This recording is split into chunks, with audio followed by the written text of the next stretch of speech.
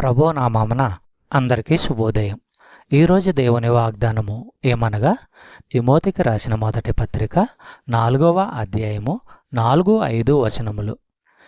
దేవుడు సృజించిన ప్రతి వస్తువును మంచిది. కృతజ్ఞతాస్తుతులు చెల్లించి పుచ్చుకొనిన ఎడల ఏదియూ నిషేధింపతగినది కాదు. ఏలయనగా అది దేవుని వాక్యము వలనను ప్రార్థన వలనను పవిత్రపరచబడుచున్నది. సహోదరి సహోదరులారా, దేవుడే అన్నిటికీ సృష్టికర్త అని పౌలు నొక్కి చెబుతున్నాడు. ఆయన చేసిన దానిలో చెడ్డది ఏదీ లేదు.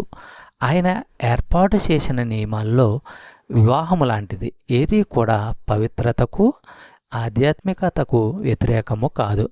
మనుషులకు ఉపయోగం కోసము ప్రతి భోజన పదార్థాన్ని దేవుని వాక్కు ప్రతిష్ఠించింది. కృతజ్ఞతతో కూడిన ప్రార్థన భోజన పదార్థాలను కృతజ్ఞతలు చెల్లించిన వారి కోసము పవిత్రపరుస్తుంది.